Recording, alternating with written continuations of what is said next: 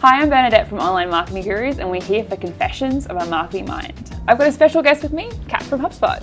Hey everyone, I'm excited to be here and to have all these confessions. Tell us about yourself, Kat. So I look after marketing here at HubSpot for our Australia and New Zealand region. I've been at the company for about 3.5 years now, absolutely love it. I was initially hired into the organisation in a sales enablement role though, and I covered that for both Sydney and our Singapore offices, so working really, really closely with the sales team. And then about a year and a half ago, hired into this role, now leading the team, and we pretty much cover everything from demand generation in the region to events, PR, partnerships, and customer advocacy. Amazing. Well, first question off the bat, tell us the geekiest thing about yourself. Geeky, okay, so probably for my personal life, my life is kind of organised by spreadsheets, like everything, every project. Okay. Anything you can imagine, there's a spreadsheet for it, which is a little bit sad. Birthday parties? Like, how far are we going? Yeah, Christmas, holidays, anything you can think of, big life events. It's probably unhealthy, but I really like it. You must be an absolute wizard then at Excel No, sheets, I'm actually really bad at it. and like... I make it work. Okay. Cool. So digital's always changing. That's what everyone's saying. But from your experience as a marketer, what are you seeing that's actually, shifting the needle? Yeah, so I guess when I think about the digital landscape, I think the trend that I'm really seeing, or the team's really seeing, is towards leveraging technology in a way that's really helpful. And I think technology has finally come to this intersect where it can be leveraged in a way that is, helpful, authentic, and personal, but at scale. And I think that's why we're seeing a lot of high growth with messaging channels and on-site chat. For the first time, we really can respond to our audience, within less than 2 minutes sometimes. I go to different websites. I like to have a play with them, and normally my question is resolved within definitely under 2 minutes, sometimes less than a minute. And it always leaves you just going away thinking, wow, that was really helpful. I didn't have to trawl through their website and all these pages to find my answer. I didn't have to wait, days for somebody to come back to me after I filled out a contact us form. So I feel like, the premise of what we're seeing from a lot of companies is leveraging technology to be really helpful, which is, an awesome thing to see. Yeah, and it makes sense, definitely, just the idea of technology connecting people, because we always talk about that in the sense of things like Skype and other messaging channels, but from a business perspective. Exactly, and I think we've got some of our team were in Singapore, and they definitely saw this a lot sooner than we did with WhatsApp. Singapore businesses, in particular in Asia, were using WhatsApp to communicate. And I remember when I first went there, and we were working with a film crew, and they were messaging me on WhatsApp. And I was like, "Wow, this is my personal messaging channel," and they were just way more quicker to adopt it. And then I think for Australia and New Zealand, we saw that with Facebook Messenger. Businesses really started to switch into that channel, and our team had a lot of positive experiments using Facebook Messenger for business. And so it's just becoming the norm now, because I think people see how instantaneous it is, and again, coming back to how helpful it is. As long as that interaction is helpful, you can really use those channels at scale. Yeah, and that's really cool. You guys were definitely ahead of the game in terms of adoption. Yeah. Especially when you're jumping on a different platform that may be used in a different market successfully, but translating that here. Yeah, our APAC director, James, had a real good feeling about Messenger and where it was going for businesses. So he got the team to really experiment with that. And some of the experiments were sort of quite simple and lightweight, first of all. First, we just had to determine, would our audience actually interact with us through Facebook Messenger? Or were they like me in Singapore going, hey, why is this person trying to talk to me on WhatsApp about business? So I think the experiment was really simple. It went to our existing subscribers, and it was an email that just said, hey, do you want to continue to get these updates in email, or would you like to get them via Facebook Messenger? And the engagement rates were amazing, incredible in Facebook Messenger compared to email. So that was, responding to any broadcasts we put in there, but also those metrics we really care about, which for us is qualified leads to send to our sales team. We found that metric that we were converting was a lot higher for people engaging with us in Messenger than email. So that proved straight away people like to get updates in these channels, and we were also seeing better conversion rates from our subscribers in that channel. Yeah, so that's one of the things I noticed about HubSpot. You quite often use Messenger, for example, your grow events. Yeah. Which I found really cool. So a lot of chatbots that you've built around kind of events. Exactly, Do you tell us more about that? Yeah, that was another one of those experiments. So the first experiments was will our subscribers happily receive content from us in Messenger? Cool, they did. Our second experiment was for lead generation. Can we acquire leads at a better and cheaper rate in Messenger? And so what that looked like for us, we ran a test where we were running a webinar, and we put some Facebook ads behind that, and we did a variant of that ad. So version A would send people through your traditional conversion path, so it'd take you to a landing page, you'd fill out a long form to register for that webinar, get your confirmation email. The second example of that ad, instead of taking you to a landing page, it would actually open up a Facebook Messenger chat, and it would pretty much ask the same questions that are on that form, just in a way more conversational way, and we found that we got better conversions, and the cost to actually acquire those leads was cheaper as well. So that was the second experiment, and we were like, this is really cool. People want to get updates from us, and they'll also actually convert in these channels. So then the third thing was the event. We were like, let's really see how we can use this tool. And I think events are interesting. There's tons of opportunity to bring the offline and online together with events. And so what we did is we used Facebook Messenger essentially as the app for the day. And I think it's better personally than an event app. You know, when I go to an event and it's like, you know, to get the agenda, to see all the speakers, you have to download this app. No one wants to download more apps than they need, especially when they know they're going to delete it at the end of the event. But everybody has Facebook Messenger on their phone. So we got the audience to enroll into the bot, and that's where they could find out, you know, about our speakers, about our sponsors, what was happening throughout the day, book time to speak to a HubSpotter. And we got half of the audience, and the audience at that event was 1,000 people. So just under 500 people enrolled into the bot, and I think about 10% booked meetings with our sales team, which again, we run an event not just for fun and to deliver content. We do want a sales outcome from that, and that channel was effective. That's fantastic, but even from a conversion rate perspective of getting 50%, turning 50% of everyone into leads, which is absolutely fantastic. So I know that you work in a regional office as part of a global team. What are the challenges that you find there? Apart from time zones and trying to communicate to the US that we shut down over December and January, sacred holiday time. No, seriously, there's probably two main sort of challenges that we're always actively working on with our global teams. The first one is constantly paying attention and understanding the direction and the narrative and the campaigns that are coming out from our global teams, and trying to understand, will that resonate and translate in our region? So not literally translate, obviously we are an English-speaking region like the US, but more in terms of, is that something our audience will understand? Will that resonate? Is that a problem our audience faces? And do we want to talk about that? So understanding that direction from the US, regionalizing it, and also educating back to the global office, like our audience won't quite respond to that, but here's a local flavor we can give that campaign. So that's one thing, I think, understanding and then, you know, educating back to our global teams about our market. The second one is then understanding this delicate balance that I'm sure any other marketer who works in a regional office for a global company will understand, is this delicate balance of what should be centralized and what should be regionalized. So for us, a lot, you know, paid makes sense. We've got a great paid team in the US. They look after that globally. That's something that can be done from anywhere in the world. It makes sense that we can leverage those resources. That's a good example. The kind of things that should be regionalized are the things that really require an in-person presence that time zones just can't really also help with. So for me, those biggest levers that we have regionally are events, it's PR and media, our own PR landscape. It's advocacy. We really do own our customers and that story and relationship that we have locally. And I would also say partnerships, who we think here in Australia and New Zealand, who do our audience really love? The likes of Xero and Canva, great brands to come out of this region that we know our audience use. How do we partner up with them and strike up those partnerships locally? That sounds amazing, and it makes a lot of sense in terms of making the most of the resources you have. So if you're in specific time zones, then playing to those strengths rather than trying to make something work. It can be tempting to just try and replicate functions that are covered in the central office, but it's like, it doesn't make sense. It's not a good use of my team or my budget.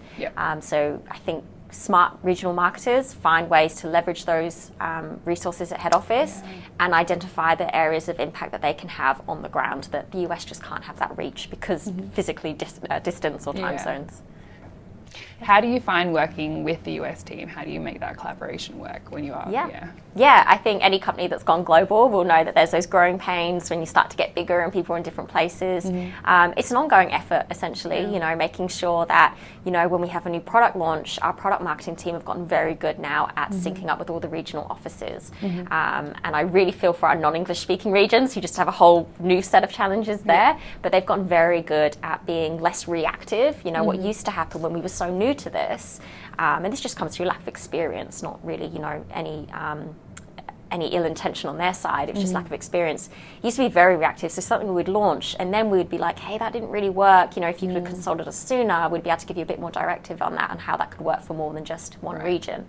And now they're way more proactive in coming to us and finding out what our plans would be. How will we make that launch successful here? Will it work in region? So it's really like something that evolves over time. And again, going back to what I said earlier, we have to educate back to our global offices, make sure they understand our culture and what works in region. So it's a two-way thing. We need to be considered, but we also need to make sure we're representing our region. That's kind of our core job. Yeah, that makes sense. So Kat, would you have any examples of perhaps an initiative from the US that you've tried to launch in Australia and maybe it hasn't quite hit the mark, and how your team's pivoted? Yeah, I think we've got a lot of examples around what doesn't work with local media. So when we have a new product launch, our US team wants us to have some media goals around that, you know, spread the word, get it in your top tier publications. But what we found early on is that our publications out here don't really care about the product launches too much. Like anything they cover really has to have a local flavor. So it's not that like we didn't also talk about that product. Our existing customers out here definitely care about the product launches, but to get more awareness of it, you know, that wasn't really something we could play into.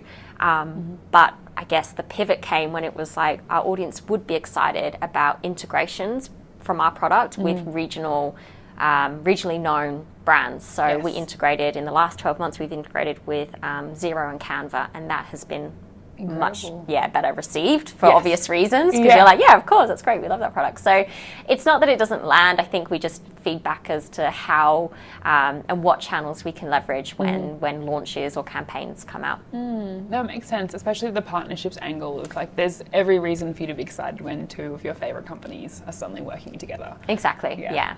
Awesome. I remember that story actually. Oh yeah, that was nice. That's really cool. So Kat, you've been here a few years now. What do you think is your proudest achievement? Yeah, good question. I think I'm really proud of the team. I've been here for 3.5 years now, and I've seen some awesome work come out of this regional team. So much so that we've pioneered some stuff that our US teams have then implemented in different regions and even at the US level. So a few examples, not to brag too much, but I'm just really honestly proud of the work that the team have done. I think the biggest one, you know, we were talking earlier about messaging channels and chatbots. Our head of was then head of marketing, now APAC director, had a real good feeling about Facebook Messenger, launched all of those experiments, and as a result the company was like, these are really meaningful results, and we bought out Motion AI, which is a chatbot builder company, and absorbed that into HubSpot. So that's a pretty nice pat on the back of, you found a meaningful channel and we acquired a company as a result of that. So that's a huge achievement for the team. Another one would be, so when I joined HubSpot, my role was actually in sales enablement. So I looked after that across both our Sydney and Singapore region. And a big problem that we faced, and I know many other marketers probably face, is we generate all of these leads, passing them off to sales team. We want them to work those leads, and work rates can often be not so great. And we have an SLA for our sales team. They should pick up the phone and respond to any inbound lead in a 24-hour period. And unfortunately, that wasn't happening. And a lot of marketers send, email notifications to their sales team. You've got a new hot lead, please call them within 10 minutes, whatever it is, whatever your SLA is. We found that wasn't really working, and we really saw the potential, again, kind of going off of messaging channels, right? We saw the potential of Slack. There's a lot of tools coming out around how you can build bots for Slack. So we built some that were notifying our sales team about their qualified leads that were coming through. And just something as simple as that, changing up the channel, making sure those messages coming through were really helpful, had loads of context and data about the lead, so they could literally pick up the phone and have a nice warm conversation. We found those work rates were greatly improved. I think we got like 90% of the sales team in the office to be hitting that 24-hour SLA period, where before it was something like 60%. So that was really awesome. That was something we did locally, and that has meaningful outcome, right? We can literally assign dollar value to that. So the rest of the organization loved it and implemented it for their sales teams as well. So just sort of, small experiments where we see a problem locally, it's not crazy to think that other regions also have that problem. And so, they're common challenges for sales and marketing teams everywhere in how you integrate. Exactly. And it was just really recognizing, the same as you do with your audience, with our sales team, we were just like, what channel do they use every day? What are they already in? And they were in Slack talking about their dog or their weekend or whatever it was. And then suddenly they were getting, hey, you've got a new hot lead, follow it up. And it worked well. That's really cool. It's all the same information but just delivered in a different way, which is part of making it work. Awesome. So Kat, we all know HubSpot's an incredible US-based company with an enormous team there, but you've also got an amazing team here. So how have you translated that big American brand into a well-loved Aussie brand? Yes.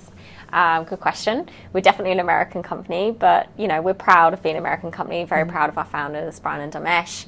I think it's less about how do we seem less American and actually how do we show the Australian New Zealand market that we're here and that we understand this market. So that doesn't necessarily mean we have to take all of the content the US produces and put an Aussie spin on it, right? We're not going to overlay an accent on every single video produced, right? I think our audience is very forgiving and that just isn't a good use of time or budget.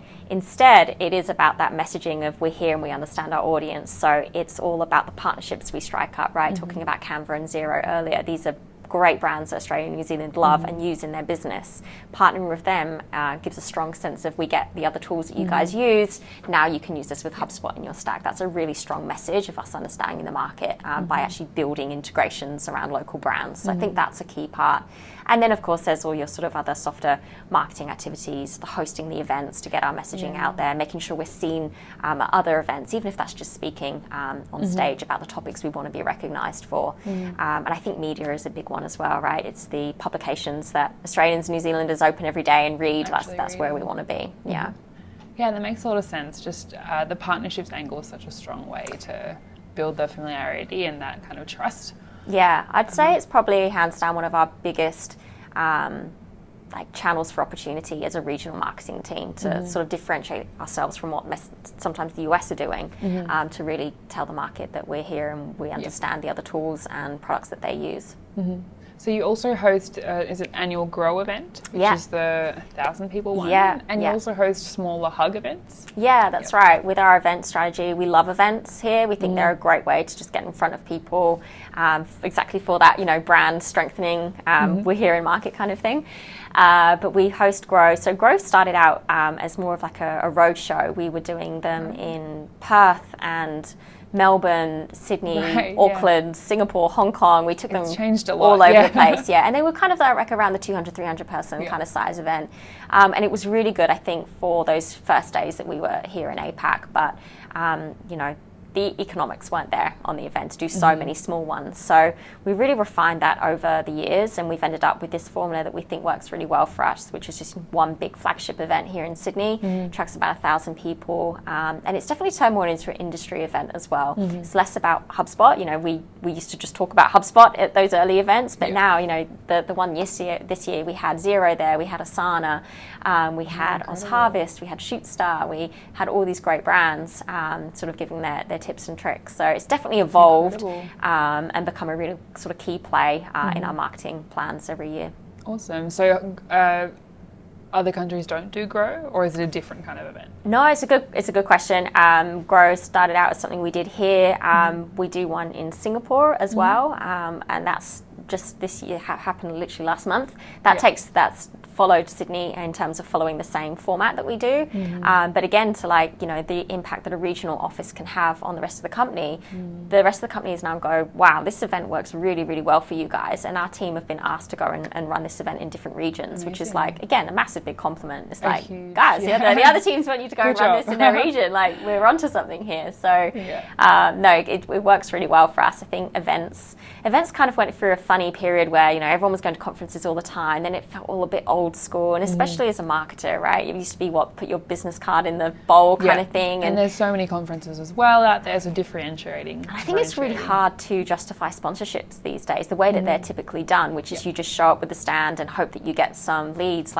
We got way more creative with that with our partners that came on board with Grow. We wanted to bring on people that we were integrating with, so Xero integration was announced at Grow. But really, again, meeting the online and offline world and bringing them together. So for our partners, we also filmed a video series that went onto our HubSpot Academy. So again, providing lessons and education to our audience way beyond the day of the actual event by having our partners record helpful videos. So Asana did one on how to use it for business. Shootstar did video tips and tricks. So I think the event strategy really has to evolve, but there's so much potential for events to have a meaningful impact. Well, on that point, just your point earlier about how it's quite hard to even validate sponsorships, for example, measuring ROI for marketers is kind of an ongoing challenge, battle, and opportunity. So what's been your spin on it? How have you really integrated everything together to make sure you're really demonstrating a strong ROI? Yeah, it's a great question. I always think, in the terms of the data-driven marketing, I always think back to my uni days. I'm like, they did not cover this stuff. I left uni. I left uni feeling so deflated about marketing, and then luckily for me, my first job was at an agency where we were implementing marketing automation solutions for businesses in Australia. So it was the first time we were actually able to show businesses you can demonstrate to the business the impact that marketing is having on sales. And it was just like this whole new exciting world. So I love it, but it's easy for me, I think, to forget that at HubSpot. I'm very lucky that we use our own product. Funny enough, we're in our CRM. HubSpot is powered by HubSpot essentially. So we have all of those tools already that help us. So all of our marketing tools are connected to our CRM, so we can do that. And I think we probably take that for granted a lot of the time. But it really bubbles down to your tech stack at the end of the day, right? What are the tools that you're using to generate awareness? How does that flow through to sales and even further on to your customer advocacy efforts? So, there was a huge wave of marketing and sales alignment for that exact reason. How do we align these teams to get the best ROI?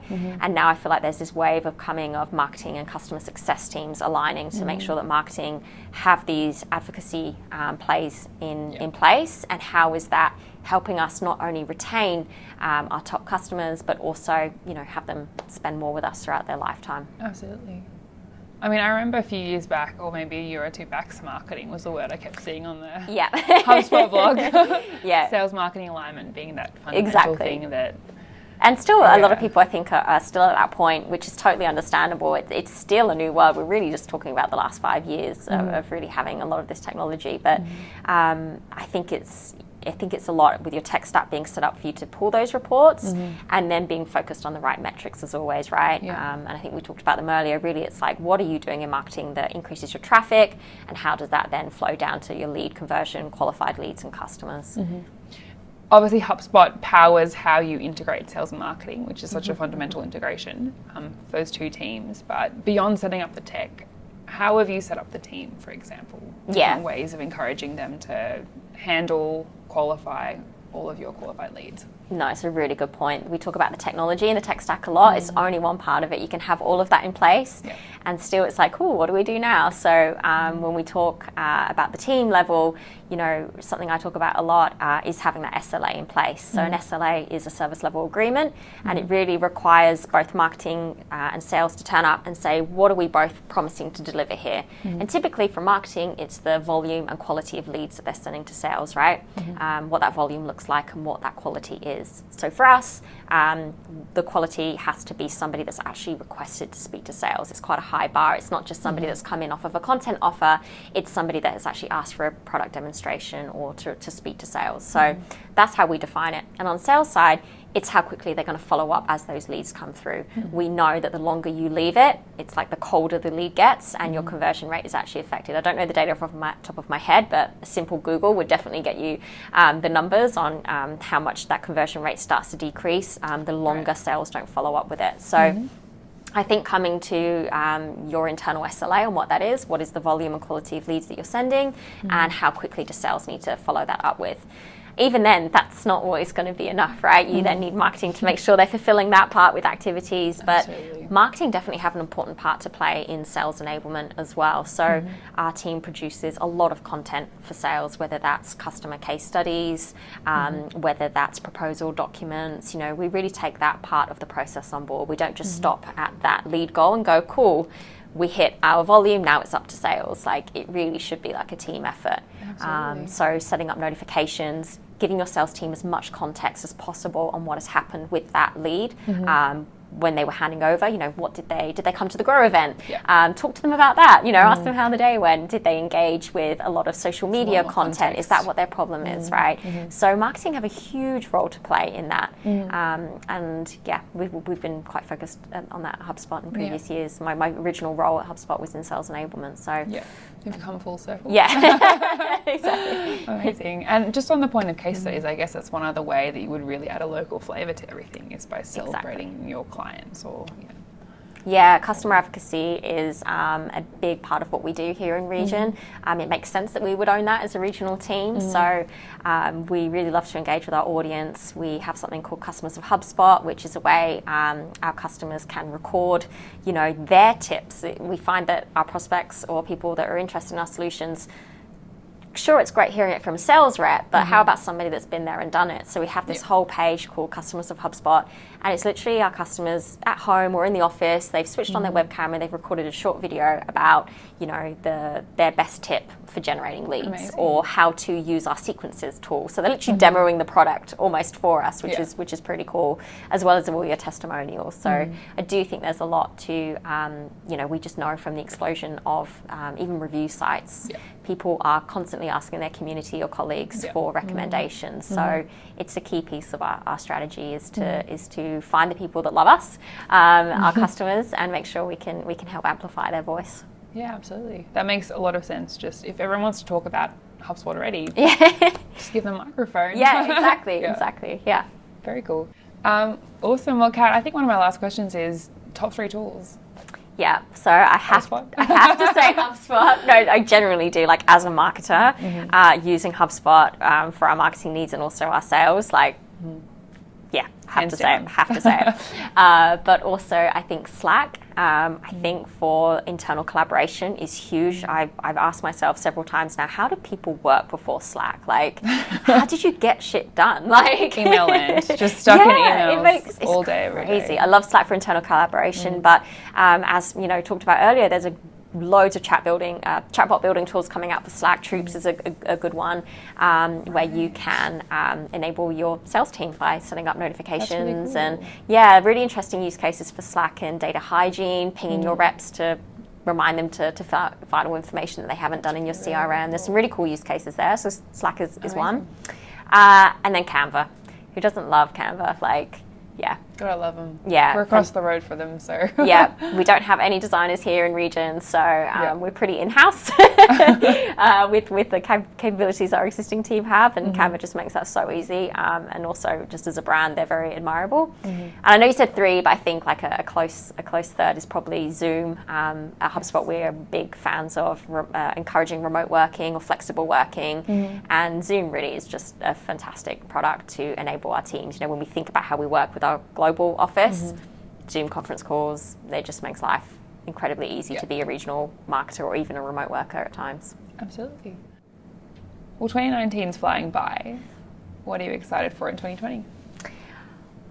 Lots. I think as a marketer here at HubSpot, the team really just got started with some really great partnerships this year. I'm really excited for other companies we're going to partner up with going into next year, and just seeing what is the next big brand that comes out of this region. I think is exciting to have like Atlassian, Canva, and Xero from ANZ is incredible, and it's really putting this region on the map in terms of the tech space. So I'm excited to see what that next one is going to be. I'm pretty excited too. Awesome. Nice. Alrighty, that's a wrap. Thank you so much, Kat. No, thanks for having me. I had a really good time, good conversations. Definitely. I feel like I've learned so much just talking about where digital's heading in the future and how tech's such a big force for good these days. But I appreciate it. And thank you to everyone for watching. Hi, I'm Bernadette from Online Marketing Gurus, and we're here. Why is this the hardest part? Today we're talking about... Okay, well, I don't know what we're talking about. Hi, I'm Bernadette. Hi, I'm Kat. And then it just cuts into it. Amazing. Bye. Bye. Don't include that wave in there, please, whatever you do. Okay, that's it for today. Confessions of a Marketing Mind.